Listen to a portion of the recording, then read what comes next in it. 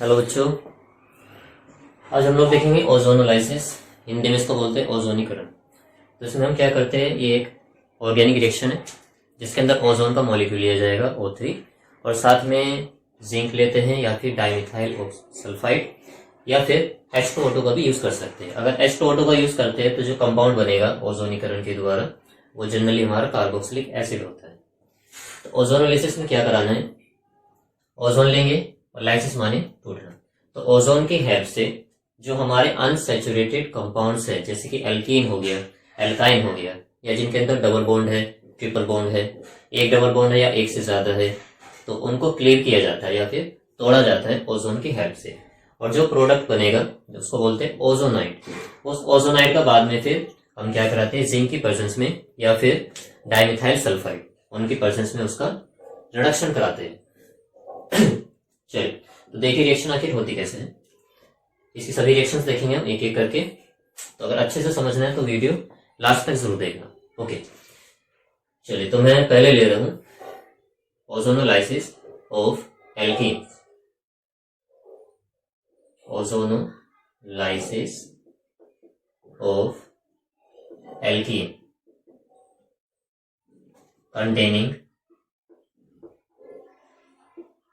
containing only one double bond. तो हम ऐसी एल्कीन लेंगे जिसमें सिर्फ एक ही डबल बॉन्ड हो और उसका ओजोनोलाइसिस कराएंगे और देखते हैं कि क्या होता है। चलिए पहले रिएक्शन नंबर 1, सबसे छोटा एल्कीन ले लेते हैं CH2 डबल बॉन्ड CH2 और क्या कराना है, इसका ओजोनोलाइसिस कराना है। तो अब जरा ध्यान से देखिए होगा क्या। यहाँ पे जहां पर भी डबल बॉन्ड या फिर ट्रिपल बॉन्ड आ रहा होगा और अगर आप उसकी ओजोन के साथ में रिएक्शन करा रहे हो तो डबल बॉन्ड या फिर ट्रिपल बॉन्ड की तरफ से उस कंपाउंड को ब्रेक करा देना है। जैसे हम इसमें क्या करेंगे, CH2 डबल बॉन्ड CH2, इसमें ये वाला जो डबल बॉन्ड है इस डबल बॉन्ड को तोड़ दिया जाएगा और 3 ऑक्सीजन के मॉलिक्यूल, पहले तो इसको लिख लेते हैं CH2 और फिर CH2, ये बॉन्ड तोड़ देना है, दोनों बॉन्ड टूट जाएंगे। एक ऑक्सीजन को ऊपर लगा देंगे, 2 ऑक्सीजन को नीचे लगा देंगे। इस तरह से करना है। क्या एक झोपड़ी टाइप का बना देना है, जैसे झोपड़ी में हम छोटे से बच्चे थे जब एक ऐसा दरवाजा सा बनाते थे झोपड़ी में, तो कुछ शेप का बनाना है। क्या करना है, बीच में अगर कोई भी डबल बॉन्ड है तो उसको तोड़ देंगे। तो ध्यान रखना है सिर्फ 2 ही बॉन्ड टूटते हैं। जहां पर ट्रिपल बॉन्ड आएगा उस ट्रिपल बॉन्ड में यहाँ पर एक बॉन्ड बचा रह जाएगा, बाकी दोनों बॉन्ड टूट जाएंगे जो कि पाई बॉन्ड होते हैं। तो यहाँ पर ये दोनों बॉन्ड तोड़ दिए हमने, एक ऑक्सीजन ऊपर और 2 ऑक्सीजन नीचे। इस कंपाउंड को बोलते हैं ओजोनाइड। ये जो कंपाउंड बना है इसको बोला जाता है ओजोनाइड। अब हमें क्या करना है, जिंक लो या फिर dimethyl sulphide CH3 whole twice S।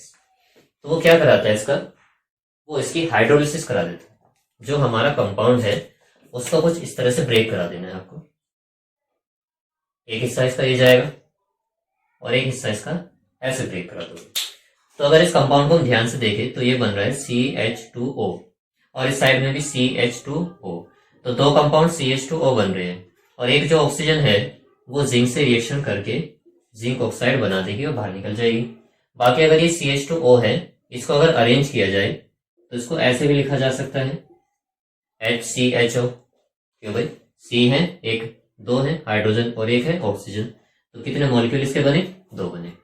तो हम एथिलीन को यूज करके, ये है एथिलीन या IPAC नेम है एथीन, तो इसको यूज करके क्या बना सकते हैं हम, फॉर्मेल्डिहाइड।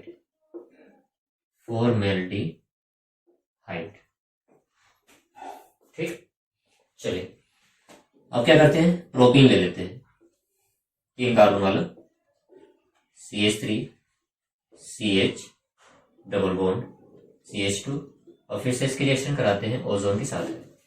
तो जैसे मैंने बताया कि जब भी किसी कंपाउंड की या फिर अनसैचुरेटेड हाइड्रोकार्बन की रिएक्शन ओजोन से कराते हैं तो वहां पर जो भी मल्टीपल बॉन्ड्स होंगे, यानी कि डबल बॉन्ड हो या ट्रिपल बॉन्ड हो, वहां से उसको ब्रेक करा देना है। तो ये कंपाउंड ऐसे रखोगे, ये वाला भाग, ये भाग ऐसे रखना है। तो इधर मैं लिख देता हूं CH3 CH और इस तरफ क्या है CH2, ये वाला CH3CH और फिर यहां से इसको तोड़कर CH2। अब इनके साथ में एक ऑक्सीजन को ऊपर इस तरह से चिपका देंगे 2 ऑक्सीजन को इस तरह से नीचे चिपका देंगे। चलिए, तो ये बन गया हमारा ओजोनाइड।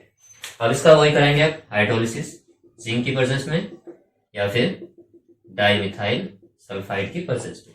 जिंक अगर होता है तो ऑक्सीजन यहाँ से निकाल लेगा और जिंक ऑक्साइड बनाकर बाहर निकल जाएगा, और डाइमिथाइल सल्फाइड की अगर रिएक्शन यहाँ पर ऑक्सीजन के साथ में होगी तो वहां से निकलता है डाइमिथाइल सल्फोक्साइड, जिसको बोलते हैं DMSO। चलिए, अब इसका हमने क्या कराया, जिंक की प्रेजेंस में हाइड्रोलिसिस कराया। तो ये वाली जो ऑक्सीजन है वो जिंक के साथ में रिएक्शन करके जिंक ऑक्साइड बनाएगी और बाहर निकल जाएगी। तो यहाँ पर अगर हम देखें तो यहाँ बचा हुआ है CH3CHO, एल्डिहाइड है जो कि एक, और ये है CH2O, ये वाला। जैसे यहाँ पे CH2O था तो इसको जब हमने अरेंज किया था तो ये HCHO था, और यहाँ पे साफ दिख रहा है CH3CHO, तो ये एक एसिटाल्डिहाइड बन रहा है। तो यहाँ पर 2 तरह के प्रोडक्ट मिलने वाले हैं, एक तो बनेगा CH3CHO और एक बनेगा HCHO। तो एक तो है एसिटाल्डिहाइड और एक है फॉर्मल्डिहाइड। किससे बनाया हमने, प्रोपीन से। तो प्रोपीन के ओजोनोलाइसिस से 2 तरह के कंपाउंड बनते हैं, उसमें से एक को बोलते हैं एसिटाल्डिहाइड या आईयूपीएसी नाम एथेनल, और दूसरे को बोलते हैं फॉर्मल्डिहाइड या आईयूपीएसी नाम मेथेनल। तो प्रोपीन का यूज करके 2 तरह के कंपाउंड का मिक्सचर बनाया जा सकता है। चलो क्या करते हैं, कोई 4 कार्बन वाला कंपाउंड ले लेते हैं। 4 कार्बन वाले लेके देखते हैं क्या बन रहा है। तो 4 कार्बन वाले में जो डबल बॉन्ड है वो मैं इस फर्स्ट कार्बन पे ले रहा हूं। अब जैसे ही पता है कि ऑक्सीजन या फिर ओजोन की रिएक्शन अगर हम कराते हैं तो ये जो डबल बॉन्ड है उसको हमें ब्रेक करा देना है। यहां से इसको ब्रेक कराओ, इसको ऐसे रखना है और इसको ऐसे रखना है। तो देखते हैं क्या बन रहा है, CH3 CH2 और CH। इस साइड में है हमारे पास CH2, तो एक ऑक्सीजन ऊपर 2 ऑक्सीजन नीचे, ये बन गया। फिर से इसका हाइड्रोलिसिस कराएंगे इन प्रेजेंस ऑफ जिंक या डाइमिथाइल सल्फाइड। तो यहां से ZnO हमें जैसे पता है निकल जाएगा और ये पूरा कंपाउंड इस तरह से ब्रेक हो जाएगा यहां से, देखिए और देखिए। और ये वाली जो ऑक्सीजन है वो जिंक के साथ में जिंक ऑक्साइड बनाएगी। तो इस तरफ क्या बना, CH3 CH2 CHO। क्या बन रहा है इस तरफ, CH3 CH2 CHO और प्लस HCHO। तो ये बनेंगे, एक तो 3 कार्बन वाला एल्डिहाइड बनेगा और एक कार्बन वाला एल्डिहाइड। 3 वाले को प्रोपेनल बोलेंगे या प्रोपियोन एल्डिहाइड, प्रोपेनल, और दूसरा वाला मेथेनल। तो यहां भी 2 तरह के कंपाउंड का मिक्सचर मिल रहा है। हमने क्या लिया था, ये ब्यूटीन। कौन सी ब्यूटीन, ब्यूटीन वन, क्योंकि जब नंबरिंग करेंगे तो वहां से स्टार्ट करेंगे जहां से डबल बॉन्ड नजदीक पड़ता है। तो उसका क्या नाम है, ब्यूट 1 ओके बच्चों। चलिए, अब के बाद क्या करते हैं, ये जो डबल बॉन्ड यहाँ पे है फर्स्ट कार्बन पे, उसको दूसरे पर ले जाते हैं और देखते हैं कि क्या बन रहा है।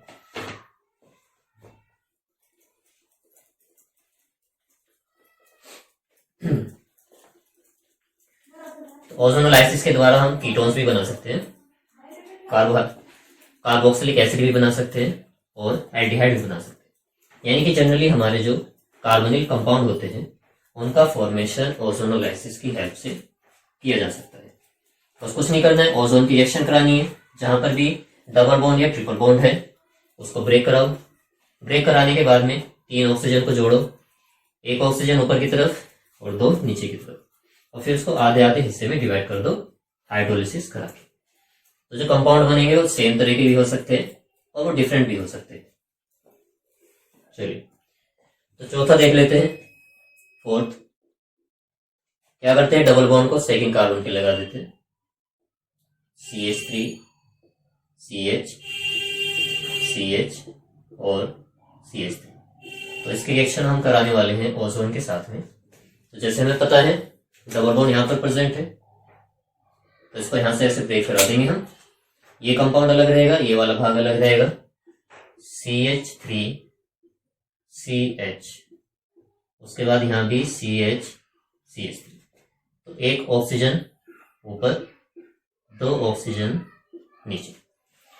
फिर इसके बाद जिंक के द्वारा हाइड्रोलाइसिस कराया तो जिंक ऑक्साइड बाहर निकल गया और ये कंपाउंड ऐसे जोड़ दोगे,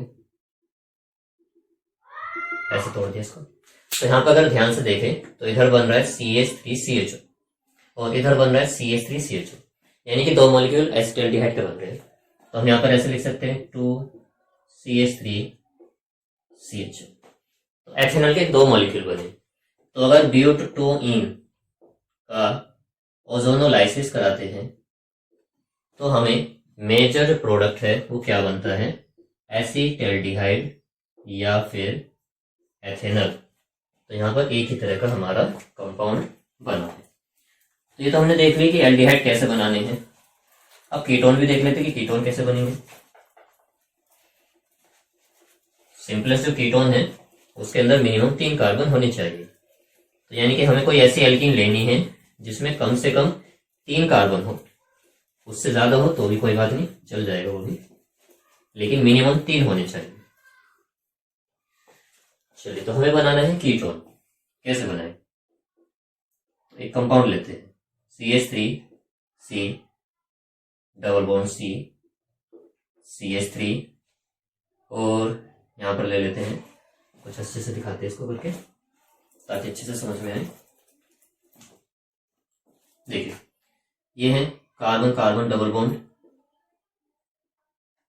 इसके साथ मैंने यहां पर CH3, यहाँ CH3, यहाँ पर, यहाँ पर। तो इसके रिएक्शन में कराने वाला हूं ओजोन के साथ में। तो ध्यान से देखिएगा कैसे होगी रिएक्शन। डबल बॉन्ड यहाँ पे प्रेजेंट है, तो यहाँ से इसको हटाओ। इसकी शॉर्ट ट्रिक भी है। शॉर्ट ट्रिक ये है कि जहां पर भी डबल बॉन्ड है उसको हटाइए और ऑक्सीजन को डबल बॉन्ड से जोड़ दो। तो यहाँ पर साफ दिख रहा है कि 2 मॉलिक्यूल कीटोन के बनने वाले हैं। कीटोन कौन सा, एसीटोन। चलिए फिर भी जोड़कर देख लेते हैं कि बनता क्या है।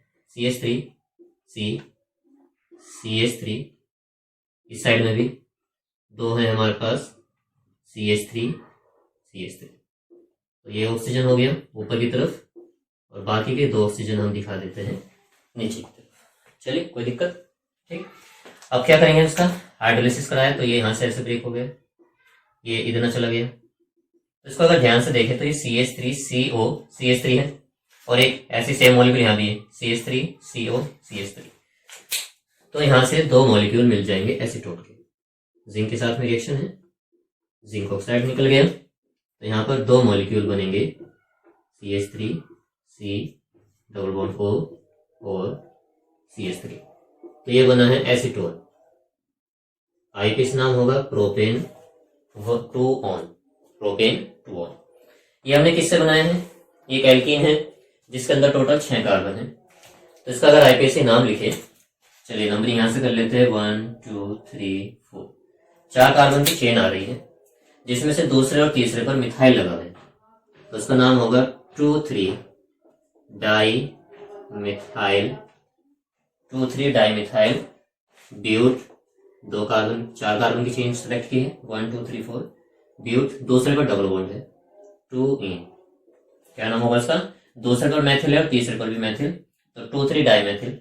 4 कार्बन की पेरेंटल चेन है तो 4 के लिए ब्यूट, दूसरे पर डबल बॉन्ड है तो 2 और डबल बॉन्ड के लिए इन।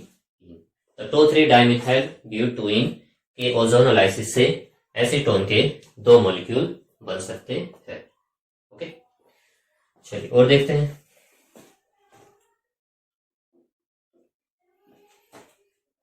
यहां पर ले लेते हैं CH3C डबल बॉन्ड C, इस तरफ CH3 और यहाँ पे क्या करता हूं मैं, यहाँ पर मैं ले लेता हूं इस तरह से 2 हाइड्रोजन।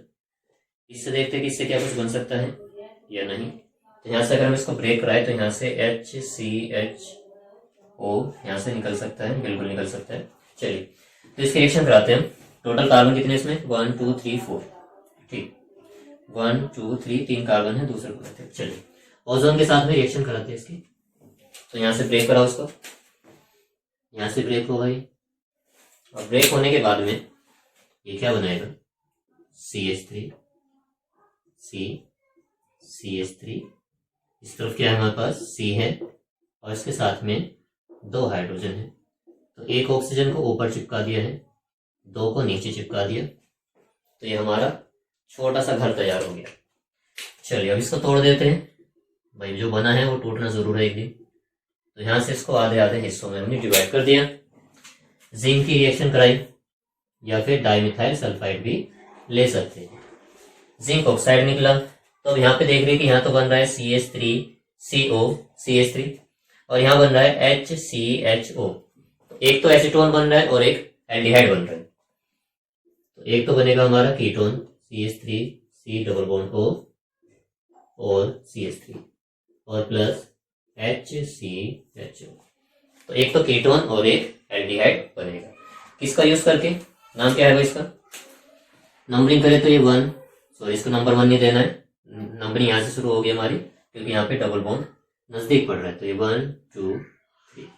तो दूसरे पर मैथिल लग रहा है, 3 कार्बन की चेन है, तो आई पे से नाम 2 मिथाइल 3 कार्बन की चेन के लिए प्रोप, फर्स्ट पर लगा हुआ है डबल बॉन्ड हीन। तो ये क्या था? 2 मिथाइल प्रोप 1 हीन। तो जो बच्चे इसका स्क्रीनशॉट लेना चाहता है ले सकता है। चलिए अब इसके आगे का देखते हैं। अब की बार क्या करते हैं? अब तो हमने एल्कीन लिया था जिसके अंदर सिर्फ एक ही डबल बॉन्ड था। अब की बार क्या करते हैं? एक से ज्यादा डबल बॉन्ड लेते हैं, यानी मल्टीपल डबल बॉन्ड, और देखते हैं क्या बन रहा है। तो इसकी रिएक्शन जो है बहुत इजी है, कुछ नहीं करना है। जहां पर भी तुम्हें अनसैचुरेटेड हाइड्रोकार्बन दिया है तो उसमें कहीं पर भी डबल बॉन्ड या ट्रिपल बॉन्ड है तो वहां से उसको ब्रेक कराना है। एक ऑक्सीजन को ऊपर चिपकाना है, 2 को नीचे चिपकाना है, और फिर बाद में जब इसका हम जिंक की प्रेजेंस में हाइड्रोलिसिस कराएंगे तो वहां से उसको आधे आधे भागों में तोड़ देना है। तो हो सकता है सेम ही तरह की प्रोडक्ट मिले आगे चलकर, वो डिपेंड करता है कि तुमने सबस्ट्रेट क्या लिया है। तो सेम भी प्रोडक्ट बन सकते हैं, जैसे सारे एल्डिहाइड ही बन जाए, या सारे कीटोन ही बन जाए, या सारे कार्बोक्सिलिक एसिड ही बन जाए, या हो सकता है अलग अलग भी बन जाए। चलिए तो रिएक्शन देखते हैं हम, जिसके अंदर एक से ज्यादा डबल बॉन्ड प्रेजेंट हो, तो वो किस तरह से रिएक्शन देगा।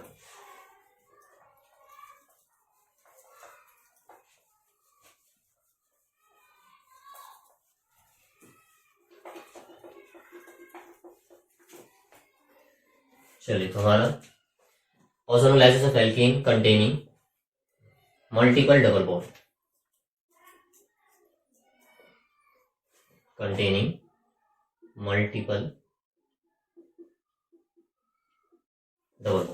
चलिए तो इसमें एग्जांपल ले लेते हैं, ब्यूटाडाइन ले लेते हैं, CH2CH CH CH2। इसका नाम है ब्यूटा। ब्यूट हम तब लगाते हैं जब एक ही डबल बॉन्ड होता है, एक से अगर ज्यादा डबल बॉन्ड है तो वहां पर ए लगा देते हैं। तो ब्यूटा 1 3 फर्स्ट पोजीशन पर और थर्ड पोजीशन पर 1 2 3 4, तो फर्स्ट पर और थर्ड पर डबल बॉन्ड है, तो ब्यूटा 1,3 डाइईन या सिंपली ब्यूटाडाइन। तो यहाँ पर डबल बॉन्ड कितने हैं? 2, तो 2 ही मॉलिक्यूल ओजोन के लेने पड़ेंगे और 2 ही मॉलिक्यूल जिंक के भी जरूरत पड़ेगी आगे चलकर। तो इसको ब्रेक कराइए यहाँ से, एक तो यहाँ से ब्रेक होगा और एक यहाँ से ब्रेक होगा। कैसे बनाना है उसको देखो पहले। ये हो गया CH2, फिर CH, इस सिंगल बॉन्ड को नहीं तोड़ा है हमने, ये सिंगल बॉन्ड अभी ऐसे रखना है। आज के आगे का जो डबल बॉन्ड है वो टूट चुका है, तो इसके आगे CH2। तो एक तो ऑक्सीजन यहाँ पे चिपका दो, 2 इसमें नीचे की तरफ, इसी तरह से यहाँ पे एक ऑक्सीजन और 2 ऑक्सीजन नीचे की तरफ। अब इसको तोड़ते हैं हम आधे आधे भागों में। तो एक तो भाग इसका ये बन रहा है CH2O, जैसे इसी को हमने रीअरेंज किया था तो इसमें क्या बनाया था HCHO।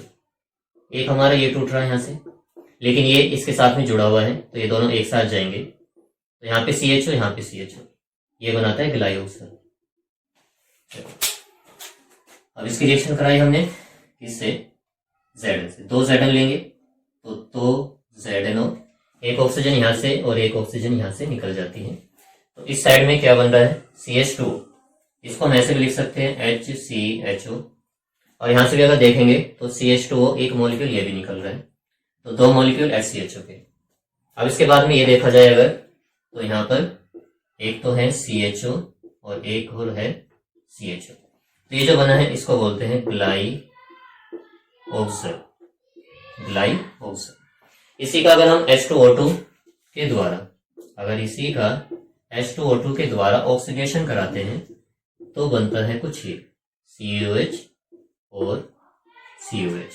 तो इसको बोलते हैं ऑक्सैलिक एसिड। 2 मॉलिक्यूल की सल्फर। ओके, रिएक्शन चाहे तो यहाँ भी खत्म कर सकते हो, लेकिन अगर रिएक्शन के अंदर बाद में हमने हाइड्रोजन पेरोक्साइड डाल दिया है तो जो एल्डिहाइड हमें मिला है वो आगे चलकर कार्बोक्सिलिक एसिड में कन्वर्ट हो जाएगा। ओके, चलिए, तो एक डाई कार्बोनिल कंपाउंड बना है ना, डाई कार्बोनिल है ना, इसको हम ऐसे भी लिख सकते हैं C+O और H या C+O और H। तो ऐसे कंपाउंड जिनमें 2 C+O ग्रुप जुड़े हुए हो उनको बोलते हैं डाई कार्बोनिल कंपाउंड। चलिए, ये रिएक्शन देख लिया हमने, और देखते हैं अब की बार क्या करते हैं। 3 डबल बॉन्ड ले लेते हैं और देखते हैं क्या बनता है। चलिए, कोई CH2 डबल बॉन्ड CH, फिर CH डबल बॉन्ड CH, उसके बाद डबल बॉन्ड, फिर CH हो गया हमारा, फिर एक और ले लेते हैं CH double bond CH CH3। चलिए, ओजोनीकरण कराते हैं, बहुत ही इजी रिएक्शन है। अब इसके अंदर टोटल कितने कार्बन है? 1 2 3 4 5 6 7 है। तो जहां जहां पे डबल बॉन्ड आ रहे हैं वहां से उसको ब्रेक कराना है।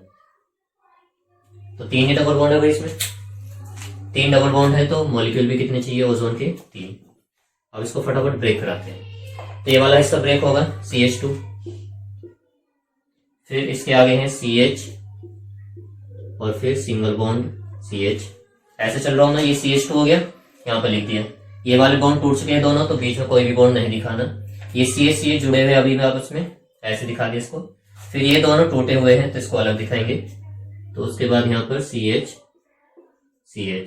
फिर ये अगला वाला क्या है? CH3। अगला क्या है? CH और CH3। चलिए, तो अब इनमें क्या करना है? ऑक्सीजन को जोड़ो, एक ऑक्सीजन ऊपर 2 ऑक्सीजन नीचे। इस तरह से यहाँ पर एक ऑक्सीजन, यहाँ पे 2 ऑक्सीजन नीचे। मतलब जहां जहां पर बॉन्ड प्रेजेंट नहीं है वहां पर 3 ऑक्सीजन को इस तरह से चिपका देना है। तो एक प्यारी सी एक संरचना बन गई है। अब इसको ब्रेक करा देते हैं। यहां से इसको तोड़ोगे, ये वाला कंपाउंड यहां से टूटेगा, लेकिन क्योंकि ये इससे भी जुड़ा हुआ है तो ये दोनों एक साथ जाएंगे। इसी तरह से यहां से इसको ब्रेक कराओ, यहां से एक ब्रेक होगा और एक ही यहां से ब्रेक होगा। चलिए, तो कितने ओजोन के मॉलिक्यूल लिए हमने? 3। तो जिंक भी कितने चाहिए? 3। तो यहां से बाहर कितने निकलेंगे? Zinc oxide 3। तो एक ये वाला ऑक्सीजन, एक ये और ये तीनों निकल जाएंगे। तो यहां पर अगर हम देखें तो यहां बन रहा है CH2O, और इसी को रीअरेंज किया था तो ये HCHO बना रहा था, फॉर्मेल्डिहाइड। और ये लास्ट वाला अगर हम देखें तो ये बन रहा है CH3CHO। तो पहले ये पहला वाला लिख लेते हैं, HCHO, फॉर्मेल्डिहाइड। सबसे लास्ट वाला क्या बना रहा है? CH3CHO। ये वाला CH3CHO। ये वाला देखें हम तो CHO ग्लाइऑक्सिल, ये भी CHO। तो 2 मॉलिक्यूल ग्लाइऑक्सिल के यहाँ पर प्राप्त हो रहे हैं हमको, CHO और CHO। तो यहाँ पर 3 तरह के प्रोडक्ट बन रहे हैं। एक तो डाइकार्बोनिल कंपाउंड बन रहा है, एक एसिटाल्डिहाइड और एक फॉर्मेल्डिहाइड। इसका यूज करके इस कंपाउंड का आईपीएस नाम लिखे इसका। कितने कार्बन? 1 2 3 4 5 6 7। भाई नंबर यहीं से करेंगे क्योंकि यहाँ से जो डबल बॉन्ड है वो नजदीक पड़ रहा है। तो 1 2 3 4 5 6 7। आईपीएस नाम क्या होगा इसका?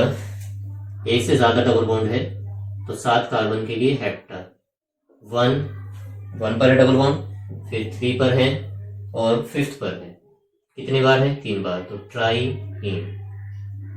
तो ये होगा इसका आईपीएसी नाम, हेप्टा 135 ट्राईइन। ओके, चलिए अब इसके एक रिएक्शन देख लेते हैं बेंजीन के साथ, क्योंकि जो हमारा बेंजीन है वो भी क्या है? एक अनसैचुरेटेड कंपाउंड है जिसके अंदर 3 डबल बॉन्ड होते हैं। ये जो ओजोनल लाइसिस रिएक्शन है इसका यूज किया जाता है किसी भी कंपाउंड में डबल बॉन्ड के नंबर ज्ञात करने में। किसी भी कंपाउंड में अगर 2 डबल बॉन्ड है तो वहां पर ओजोन के 2 मॉलिक्यूल की जरूरत पड़ेगी, 3 डबल बॉन्ड है तो 3 की जरूरत पड़ेगी, 4 है तो 4 की जरूरत पड़ेगी। तो इसके आधार पर हम बता सकते हैं कि किसी भी कंपाउंड में कितना अनसैचुरेशन परसेंट। चलिए साइक्लिक कंपाउंड के साथ हम देख लेते हैं कि बनता क्या क्या है।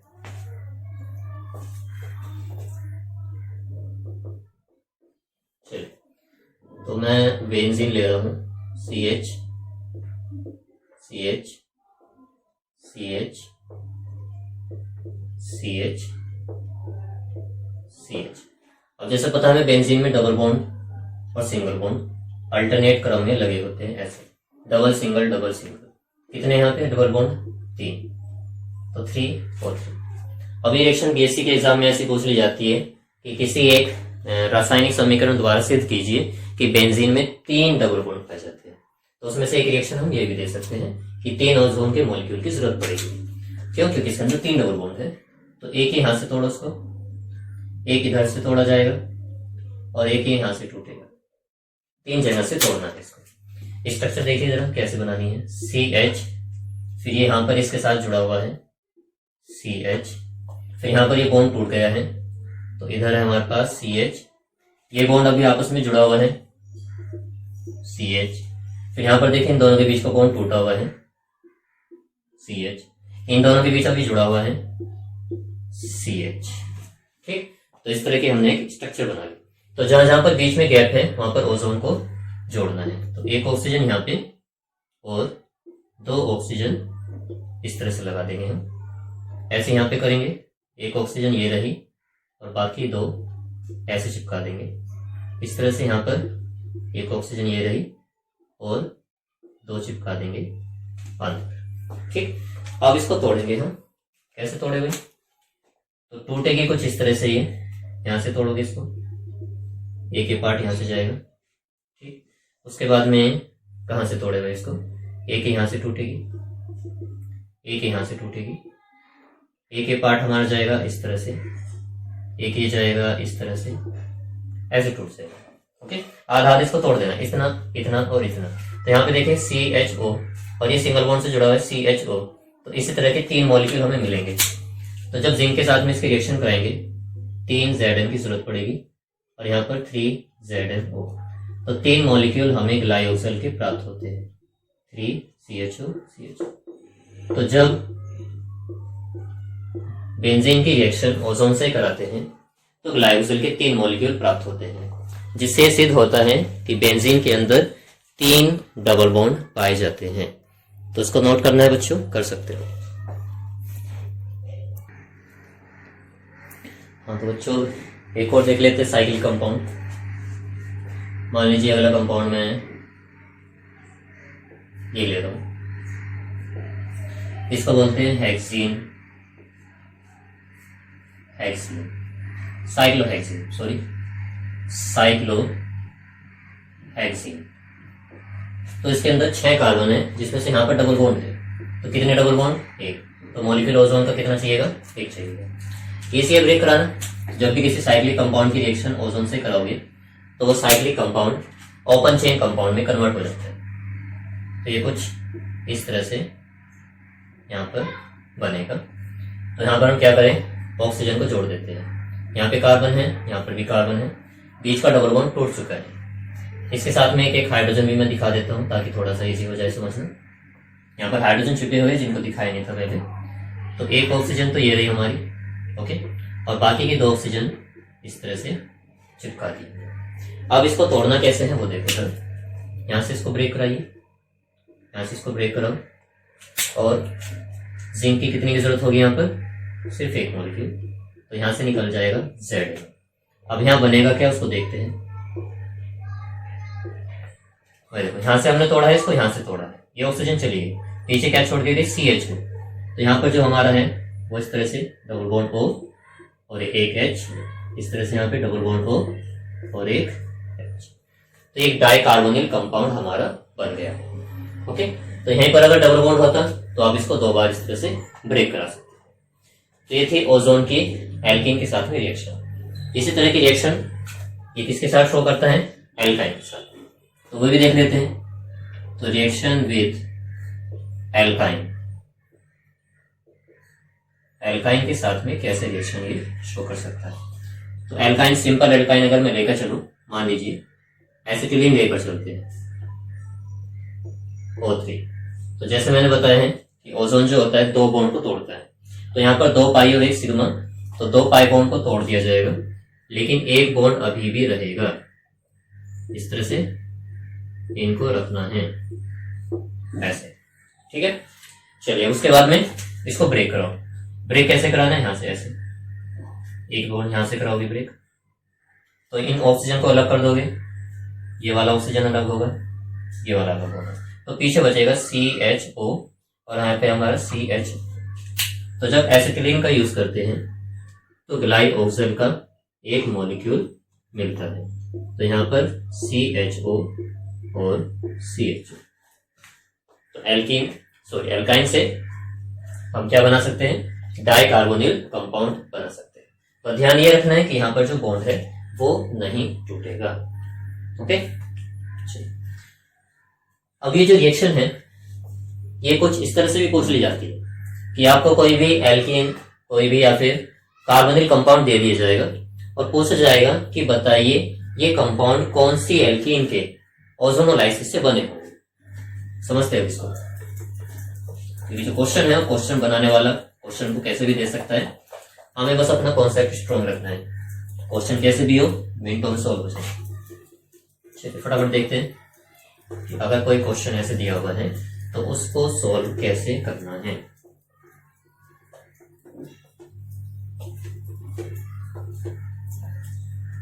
साथ में जो ओजोनोलाइसिस है इसका हम यूज कर सकते हैं किसी भी एल्कीन में कितने डबल बॉन्ड है उसका पता लगाने में।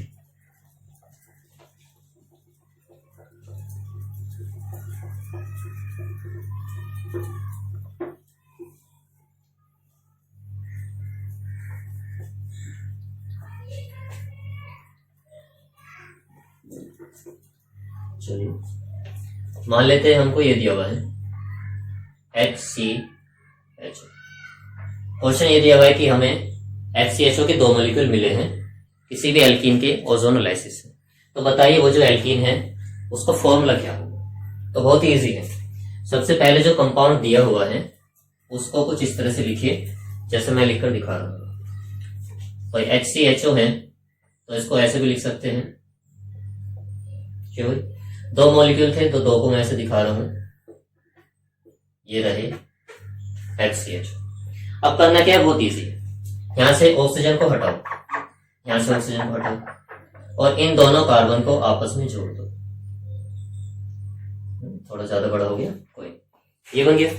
इसी को हम कैसे लिख सकते हैं? ऐसे भाई CH2 डबल बॉन्ड CH2। तो यानी कि 2 फॉर्मेल्डिहाइड के जो मॉलिक्यूल मिले थे वो किसके ओजोनीकरण से मिले थे?